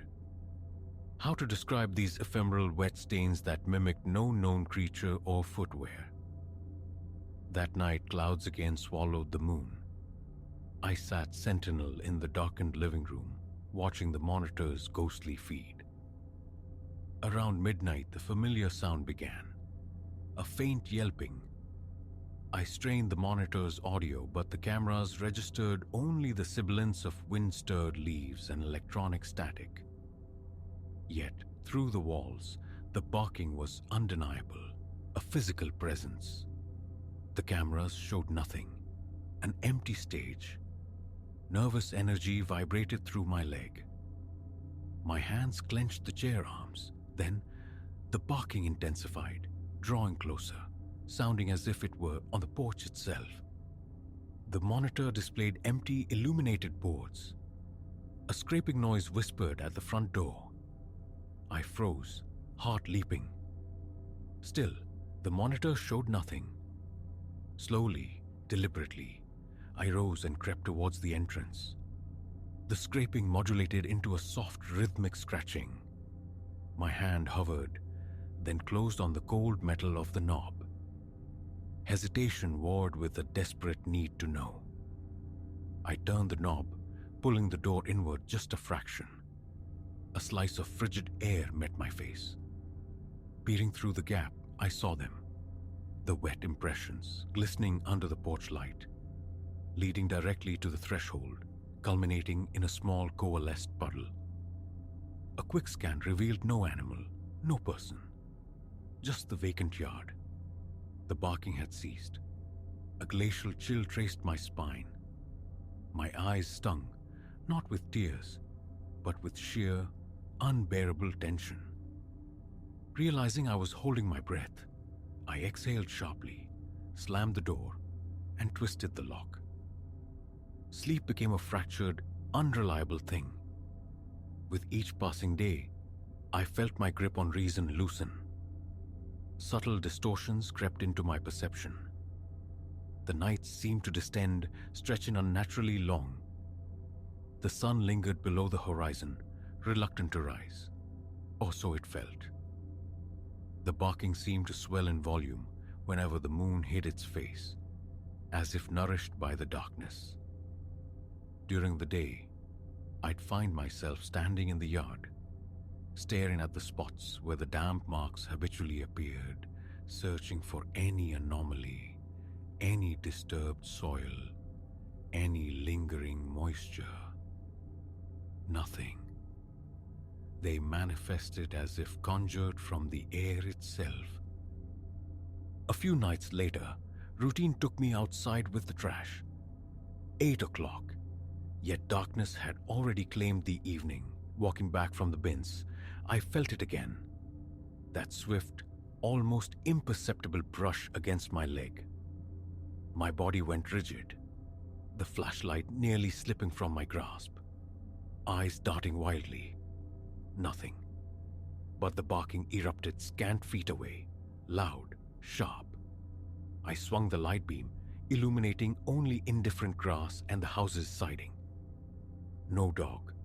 My own pulse thundered in my ears, a frantic drumbeat urging flight. But where?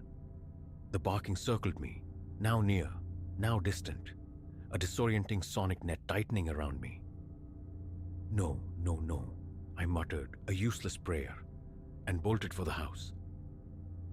Keys fumbled, the door yielded. I slammed it shut, leaning against the wood, hands shaking uncontrollably for long minutes afterward. My cameras remained stubbornly blind. Hours of footage reviewed each morning yielded only flickers, ambiguous shadows, nothing concrete. The barking registered, if at all, as a faint, ambient disturbance. One night, I sequestered myself in the back room, lights extinguished, simply listening. My phone lay on the windowsill, its microphone active. Around 1 a.m., the barking commenced, steady this time, a relentless 5-minute barrage. Twigs snapped in the yard. The wind sawed through the trees. The barking swelled, seeming to press against the very window pane beside me.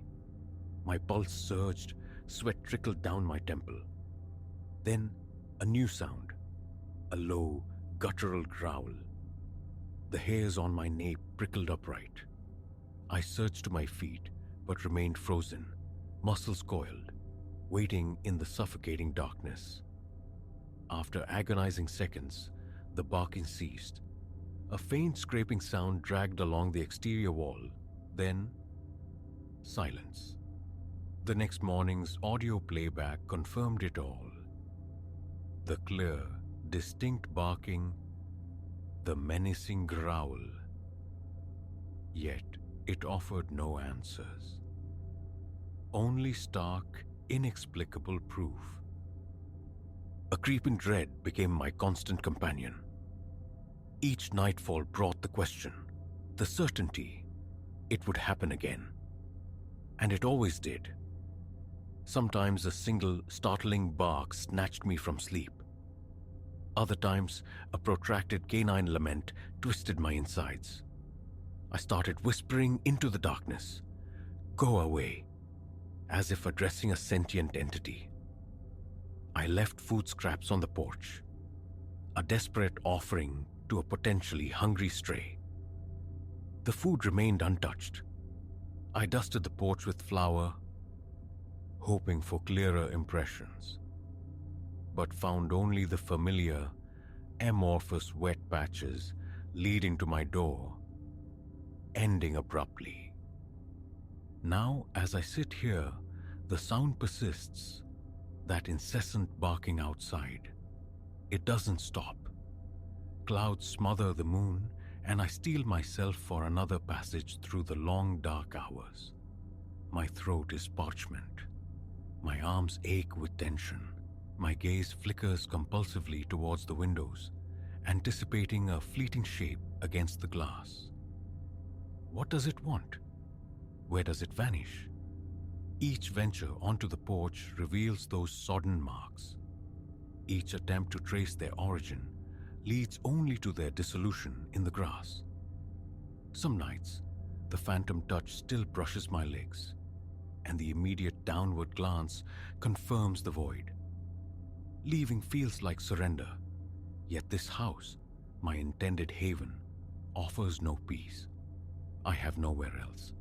How does one banish a sound, a feeling, a presence that leaves only dampness in its wake? Is it animal or something other? It feels closer now, each night. The bark and boulder, the footprints more defined, the darkness more profound. Sleep is a forgotten country. I pace. I wait for the barking to recede. Tonight, it comes in staccato bursts.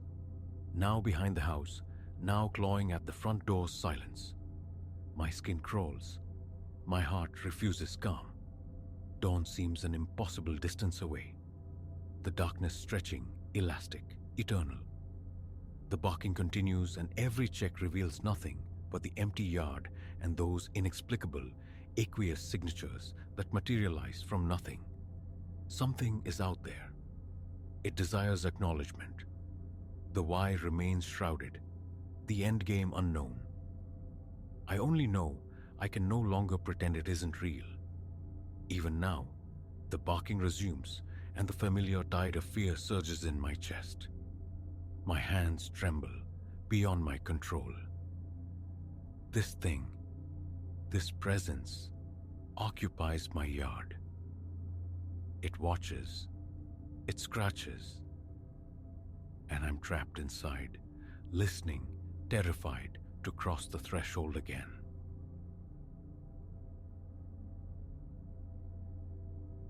The stillness struck first. Not quiet, not merely hushed, but an absolute void where sound ought to have been. No avian chorus greeted the dawn, no mechanical drone whispered from distant roads, not even the sigh of air stirring the foliage. Oak Heaven, as I later learned its name, possessed a profound, suffocating silence that seemed to inhale noise itself. I'd found the place purely by misfortune. My navigation device surrendering its digital ghost miles back on a trail that had betrayed its promise. Now favoring a throbbing ankle, I navigated the deserted thoroughfare, an unshakable conviction settling in my gut. I had trespassed into a realm fundamentally wrong.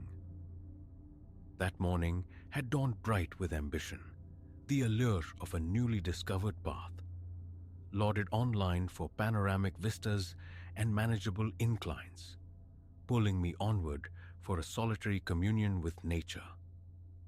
Yet, 3 hours deep, the terrain revealed its teeth, far sharper than advertised. The path steepened, grew malicious, my water diminished with alarming speed.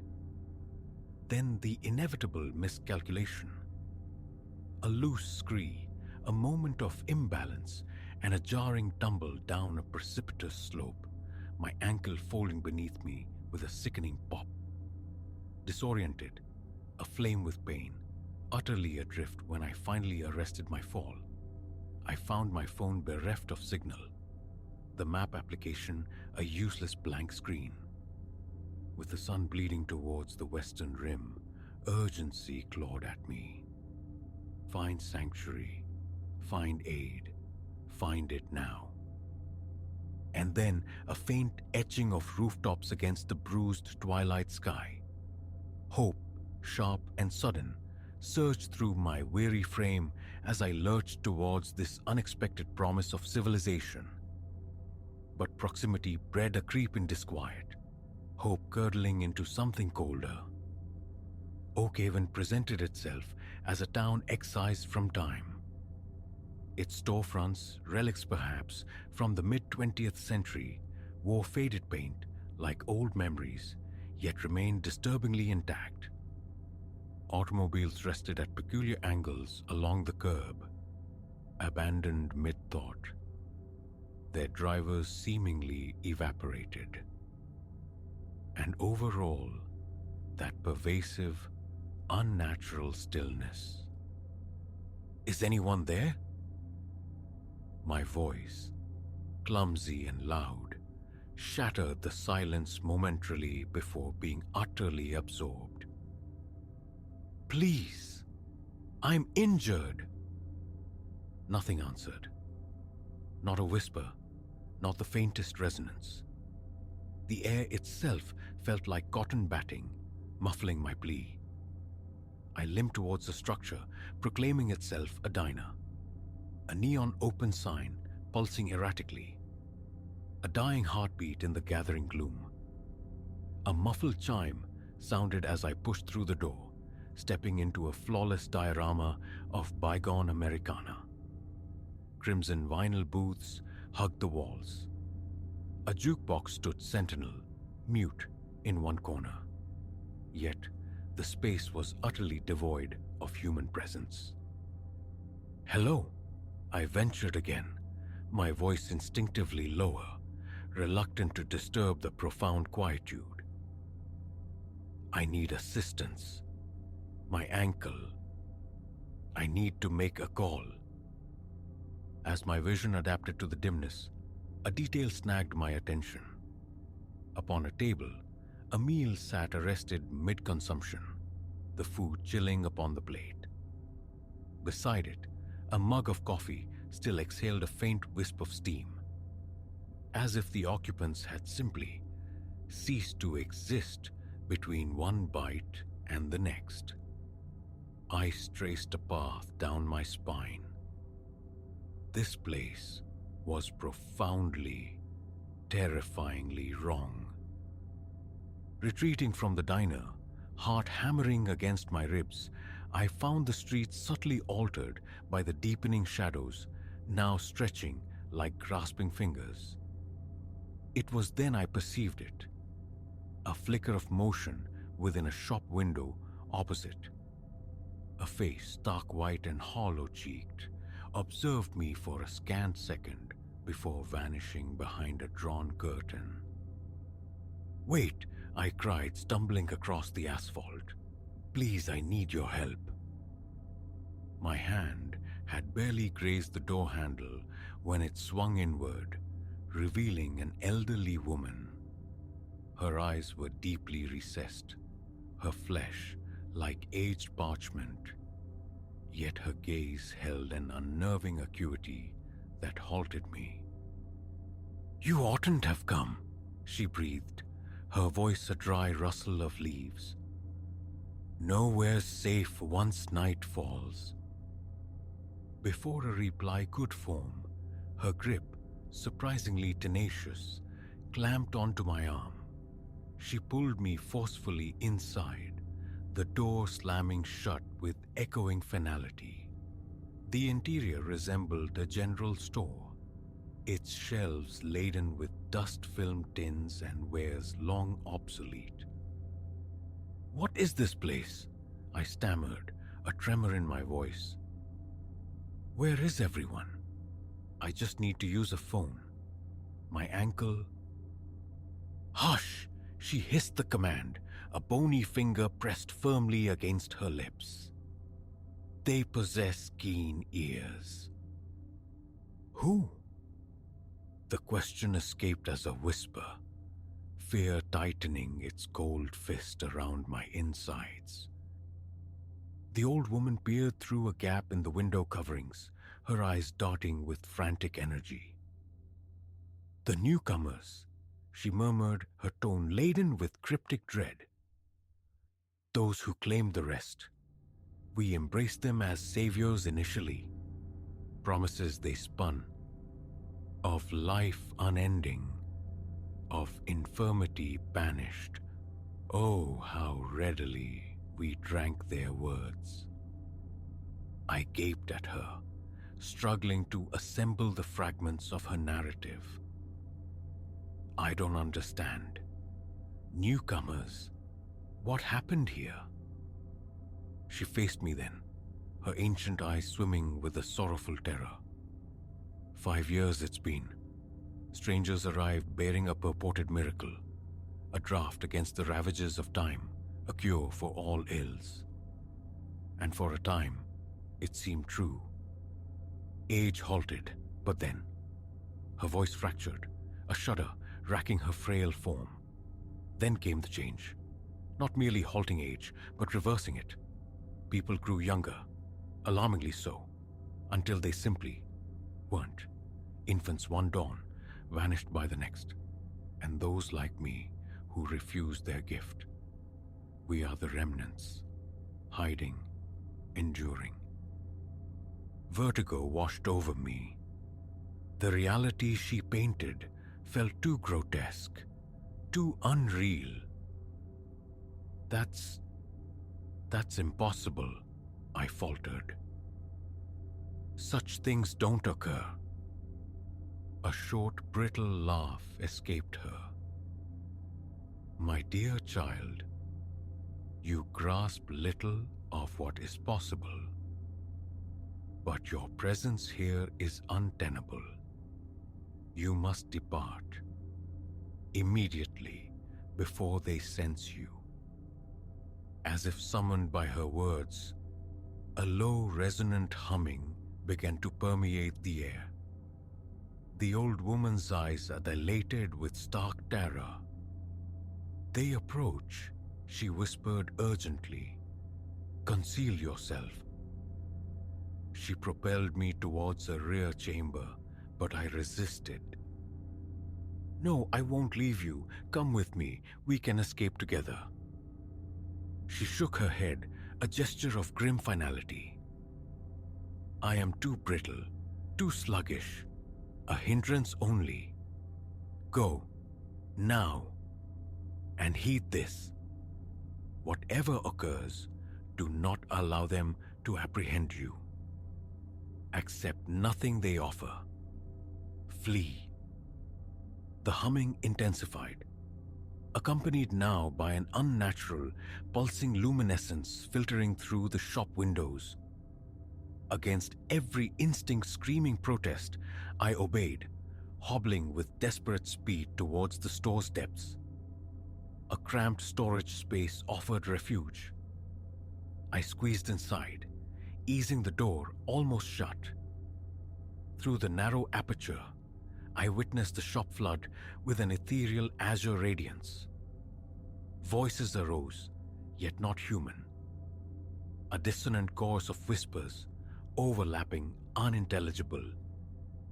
I held my breath, flattening myself against the cool back wall. The susurrus drew nearer, shadows writhed just beyond my flimsy concealment. My heart pounded a frantic rhythm I felt sure they must perceive. Then abruptly, the humming ceased, the light extinguished, silence rushed back in. For what seemed an eternity, I remained frozen, scarcely daring to draw breath. At last, unable to bear the suspense, I cautiously eased the door open and peered out. The store stood vacant, no trace of Ilara, nor of the entities she had described. I crept forth, each step an agony for my ankle, and navigated back to the storefront. Outside, Oakhaven lay unchanged, desolate, silent, a town suspended in amber, but now I carried the weight of its horrifying secret. I didn't linger. Ignoring the fire in my ankle, I fled. I ran until Oakhaven was a mere memory swallowed by the distance, until I stumbled upon a paved road and hailed a passing lorry. The driver regarded my frantic tale of the town with disbelief, etched plain on his face, yet kindly conveyed me to the nearest hospital. I never filed a report. Who would lend credence to such a story? There are moments I scarcely believe it myself, but on nights steeped in quiet, when the world holds its breath, I recall Elara's warning. I think of the vanished populace of Oakhaven and the terrible cost of their yearning for perpetual youth.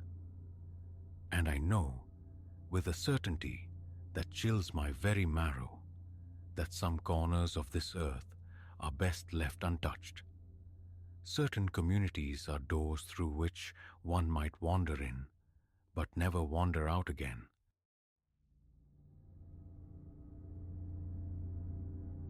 The basement door sighed open on protesting hinges, releasing a puff of cool, stale air that coiled around my ankles. 21 days we'd inhabited this house, and I'd religiously skirted that subterranean pocket of damp chill and forgotten things. But gravity, indifferent to my unease, had claimed Maya's bright sphere, sending it bouncing down the wooden steps. Avoidance was no longer an option. Drawing a breath that felt thin in my lungs, I thumbed the switch, bathing the descending stairs in stark light, and began my reluctant pilgrimage into the house's belly. That was the moment I saw it, nestled in the foundation's rough concrete, a door where only wall should stand. We'd acquired the Hawthorne house on Elmwood Lane for what felt like a song, a whisper on the wind in this ravenous market. It demanded restoration, yes, but the structure was sound. Clara, my wife, had been instantly captivated by the sweeping veranda. Our daughter, Maya, vibrated with the thrill of claiming her own sunlit bedroom upstairs. As for me, I was simply relieved, grasping at the frayed edges of that elusive suburban contentment. Those initial weeks dissolved into a montage of cardboard mountains, paint fumes, and the rhythmic chaos of settling. Immersed in the transformation, we'd subconsciously catalogued the house's minor eccentricities, errant shivers tracing unseen paths across the parlor, lights stuttering like uncertain thoughts. The scuttling whispers within the plaster I'd readily attributed to the furtive life of rodents. Standing now in the cellar's gloom, confronting this impossible aperture, such easy dismissals felt laughably naive. It was undeniably old, the timber bruised dark with age, seeming to predate the surrounding construction by decades. Strange, indecipherable glyphs were etched into its weathered surface. It possessed no knob, no handle, merely a single, pitted iron loop centered in the wood, like a mooring ring for something long adrift. And it was small, stunted, barely reaching my chest. Clara? My voice sounded unnaturally loud in the confined space. Could you come down here a moment? Her footsteps echoed from the floorboards above, then descended the stairs. Leo, find Maya's ball. She halted abruptly, her gaze locking onto the object of my own bewildered stare. What in God's name? You had no idea? I asked, the question rhetorical. She shook her head, eyes wide with disbelief. It wasn't on the plans. The showing. Leo, where did that manifest from? My hand lifted, moving towards the coarse wood. But an instinctual recoil, a primal warning against disturbing deep slumber, arrested the motion. Should we?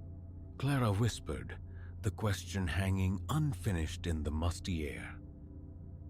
Before I could formulate a response, Maya's voice drifted down from the sunnier world above. Mommy? Daddy? Did you get my ball?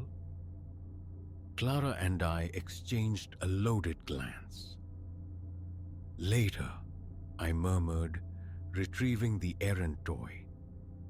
We'll figure this out later. We ascended, pulling the basement door firmly shut behind us.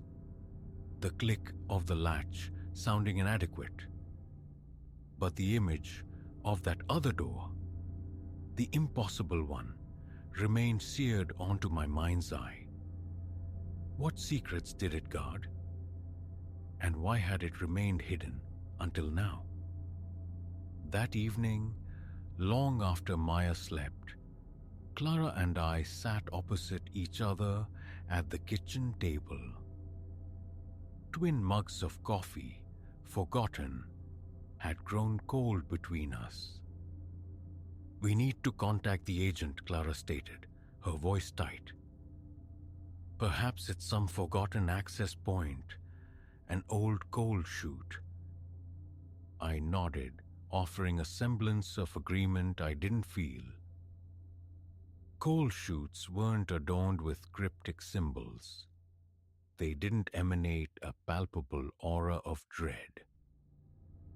Yes. First thing tomorrow. Sleep, when we finally sought it, proved elusive. I wrestled with the sheets, my thoughts churning, circling the image of the door. Then, near the bone hour of 2 a.m., a sound resonated from below. A dull impact followed by a dragging weight across concrete. I sat bolt upright in the darkness, my heart a frantic drum against my ribs. Clara stirred beside me. Leo, what is it? Shh, I breathed. Listen.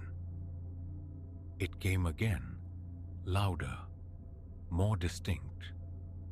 A heavy thud, then a prolonged scrape that grated on the nerves. Clara's hand found my arm, her grip tight. What is that sound? Swinging my legs over the side of the bed, I reached for the hefty baseball bat propped in the corner. A pathetic talisman against the unknown. Going to see. Leo, don't, she pleaded, her voice trembling. Let's just call someone. But a grim compulsion propelled me forward. Probably just raccoons got in, back in a minute. I crept down the main staircase, each tread groaning its complicity under my weight. The scraping sound intensified as I neared the basement door. My hand, slick with sweat, trembled as it closed around the knob. The cellar beyond was a pit of blackness, save for the weak moonlight filtering through the high, grimy windows. Fumbling for the light switch, my gaze fixed on the far corner, I braced myself. The fluorescent tube above coughed into life, painting the cellar in stark, angular shadows. And there, where the impossible door stood, it gaped open. Air hitched in my throat. It hung ajar, revealing not structure or space, but an absolute negation of light, an impenetrable void. The scraping sound, sharper now, issued directly from that oppressive darkness. One hesitant step forward, then another. The bat felt absurdly light, useless in my damp grasp. "Hello?" My voice cracked, a fragile thing in the heavy silence. "Anyone there?" The scraping ceased instantly. The silence that followed was vast, suffocating. And then, from the depths beyond the threshold, a ripple of sound, impossibly light, chillingly close. A little girl's laughter. I stumbled backward, the bat nearly slipping from my grip. "Maya?" I rasped, though a cold certainty gripped me. Maya was upstairs, cocooned in sleep. I checked mere minutes ago. The giggle echoed again, closer this time, laced with something unnerving, and then slender and bone-white against the profound blackness. A small hand curled around the door's rough edge. I didn't think. I reacted. Pure, unadulterated flight propelled me up the stairs, taking them 2, 3 at a time. I slammed the basement door, leaning heavily against it, breath tearing from my lungs in ragged gasps. Clara stood at the landing, her face a mask of terror in the dim hallway light. "Leo, what was it? What did you see?" Words failed me. I could only shake my head, gesturing frantically towards the upper floor. We confirmed Maya was still undisturbed, a small oblivious island of peace in her bed, before retreating to our own room, wedging a chair beneath the knob. Sleep was unthinkable. We sat huddled on the mattress, jumping at every nocturnal groan and settling creak of the old house. Dawn arrived not as a rescue, but merely a reprieve. We called the realtor. She arrived late that morning, her professional veneer stretched thin over a forced smile. "I'm certain there's a simple explanation," she began, as we led her towards the basement. "Older properties often have their little mysteries." Her smile dissolved, however, the moment her eyes fell upon the door. "That," she stammered, color draining from her face. "That wasn't listed or present during the inspection." We recounted the events of the night, the sounds, the open door, the encounter. She listened, her pallor deepening with each detail. When we finished, she drew a shaky breath. "There's something I perhaps should have disclosed about this house's past." She explained then about a history carefully omitted from official records, a phantom limb in the house's narrative. Decades prior, a family resided here, parents and their young daughter. The girl, she told us, had vanished one afternoon, simply ceased to be. Though suspicion clung to the grieving parents like damp cellar air, no charges were ever filed. They sold the house quickly, fleeing the whispers and sideways glances of the town. "But the door," Clara pressed, her voice strained. "What's the connection?" The realtor shook her head slowly, her gaze drifting unwillingly towards the small dark portal. "I can't say for sure, but stories persisted, odd noises, objects displaced. Some previous occupants even spoke of seeing..." She hesitated, glancing towards the door again. "A child," I finished softly, the word tasting like ash. She nodded grimly. "I am truly sorry. We were led to believe." We hoped any unusual activity had long since ceased. It's been quiet for years. We stood in heavy silence, the three of us contemplating the door. Closed now. It looked almost ordinary. Yet we knew the truth of its latent menace. "What do we do now?" I asked, the question directed at the heavy air as much as anyone. The realtor sighed, a sound of weary resignation. "The choice is yours, of course. We can list the property immediately. Or, Clara prompted. Or, the realtor said, her voice barely above a whisper. You could attempt to understand. To help her, perhaps. The little girl. Maybe she lingers because something holds her here. Maybe she needs resolution." I looked at Clara, saw the war waging in her eyes, the desire for the home we'd envisioned clashing with the chilling reality we now faced. Could we raise Maya here, under the shadow of another child's unresolved tragedy? Ultimately, we chose to remain. We sought a priest's blessing for the house, delved into brittle newspaper archives seeking clues about the lost girl, even endured a tense, unproductive séance. And slowly, the house seemed to exhale. The overt manifestations receded. The scraping sounds vanished. The pale hand did not reappear. Yet sometimes, drifting on the uncertain edge of sleep, I still perceive it. A faint, disembodied echo of merriment seeming to rise from the depths. I question our decision constantly. Are we providing solace, facilitating peace for a spectral resident, or merely deceiving ourselves into a fragile truce? Because the door endures, a permanent question mark embedded in our foundation.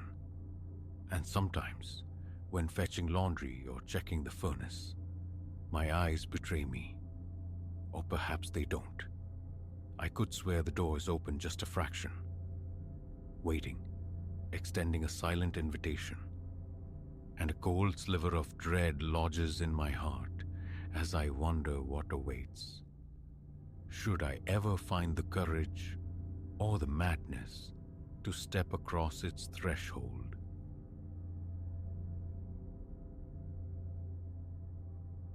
The hush of the university library deepened under the hum of aging fluorescent tubes, their inconsistent flicker painting the towering aisles in strokes of shadow and stark light. My watch face glowed. 2:17 a.m. Solitude was the usual companion on the graveyard shift. Here in this repository of silent knowledge.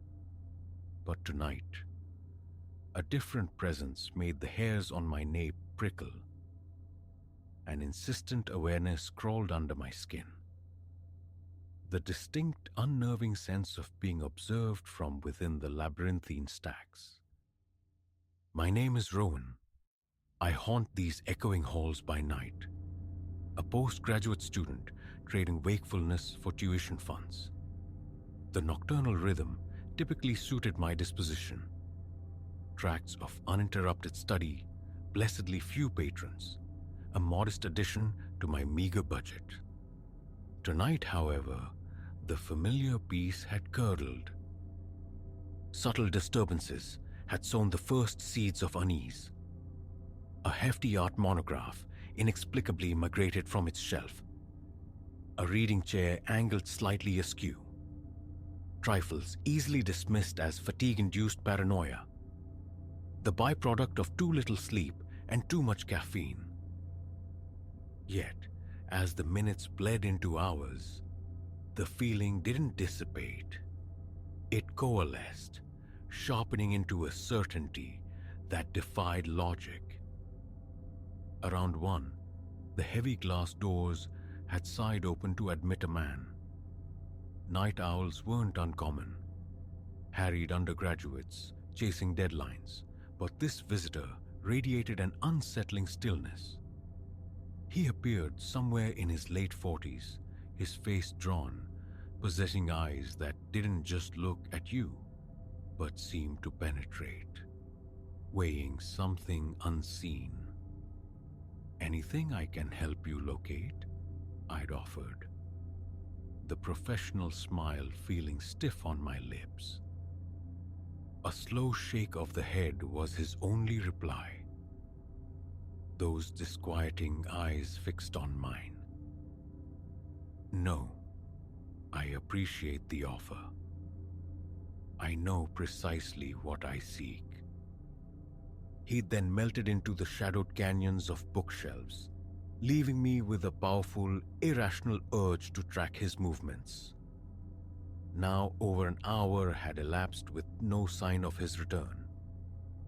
The library felt charged, the air thick with anticipation, as if the silence itself was listening. Feigning a need to re-shelve strays, I rose, determined to patrol the aisles, primarily to quell the rising tide of my own anxiety. My solitary footsteps resonated with abnormal clarity against the polished floor. Literature yielded nothing unusual, nor did philosophy. A measure of calm began to settle as I rounded the corner into history, and abruptly stopped. There, framed at the aisle's far end, stood the man. An open volume rested in his hands, yet his gaze wasn't on the page. It was locked, unwavering, onto me. My pulse hammered against my ribs. I summoned a shaky nod, a ghost of a smile, then pivoted, walking back towards the main desk with deliberate speed that stopped just short of an outright run. My fingers trembled as I reached for the telephone receiver, poised to dial campus security, but the words caught in my throat. "There's a patron reading intently, and it's terrifying me." The absurdity was palpable. Lowering the receiver, I drew a ragged breath, attempting to leash my frantic heart. Just an eccentric, I told myself. Harmless. Nevertheless, the unease clung like damp wool. The following hour unfolded in a state of taut silence. My textbook remained open, but the words swam, meaningless. My attention strayed constantly towards the looming stacks. Faint rustles reached me, the whisper of a turning page, the soft scuff of a shoe. Yet the man remained submerged within the rows. By 3:30 a.m., the suspense had become unbearable. I had to know his location, his purpose. My chair scraped, a violent sound in the profound quiet, as I pushed myself up and ventured back into the maze. The history aisle stood empty, a frown creased my brow, confusion warring with apprehension. Where could he have gone? I turned, planning to survey the adjacent sections, and stifled a gasp. He materialized directly behind me, so near the scent of aged paper and dust clung to him, sharp in my nostrils. "Apologies," I stammered, attempting to sidestep. He mirrored my movement, a silent obstruction. "You seem perceptive," he murmured, his voice a low, gravelly rasp. "Tell me, young man, do you place any stock in destiny?" My throat constricted. My mouth felt like parchment. I should return to the front desk," I forced out. A smile touched his lips, devoid of warmth, hinting at something predatory beneath. "Ah, but I think not. You see, I've been anticipating someone quite like you. Someone attuned to the quiet, appreciative of solitude. Someone who grasps the latent power held within these walls. He advanced a step. I retreated, the hard spines of books pressing into my back. Panic, cold and sharp, flooded my veins. I was cornered. "What is it you want?" The tremor in my voice shamed me. His smile stretched, revealing teeth that seemed unnervingly prominent, almost too pointed. I wish to unveil something simultaneously magnificent and dreadful. Are you willing to accompany me? Every nerve ending screamed flee, fight, resist. Yet a profound paralyzing fear held me captive, a terror unlike any I'd known. In that frozen moment, a sharp, insistent beeping sliced through the charged silence. My watch alarm, a preset reminder for the 4 a.m. security sweep. The mundane sound shattered the strange hypnosis. Instinct propelled me. I ducked beneath his outstretched arm and bolted, abandoning all pretense of quiet. Behind me, I heard his footfalls, surprisingly swift. I burst from the stacks, heart pounding, eyes fixed on the front desk, the lifeline of the security phone. Rounding the final bookcase, a wave of horror washed over me. The desk was deserted. The phone was gone. A hand clamped onto my arm, wrenching me around. The man's face loomed inches from mine, his eyes blazing with a feverish, manic delight. "No further disturbances," he hissed. "Your true education is about to commence." Primal survival erupted. I drove my knee upwards, connecting solidly. He buckled with a strangled grunt. Seizing the moment, I shoved him with all my strength. He staggered back, colliding heavily with a metal book cart laden with returns. I didn't pause to observe. I sprinted towards the heavy bar of the emergency exit, praying the ensuing alarm would summon aid. The door crashed open under my weight, its piercing electronic shriek tearing through the library's oppressive silence. Cool night air hit my face as I stumbled outside, gasping. The campus slumbered, dark and still, but distant lights flickered on in dormitory windows. Help was imminent. I glanced back at the library, half expecting the man's silhouette to fill the doorway. But the building remained inert. The only sign of life, the pulsing red light accompanying the alarm's wail. Campus security materialized within minutes, their arrival quickly followed by local police. A meticulous search of the library ensued, but yielded nothing.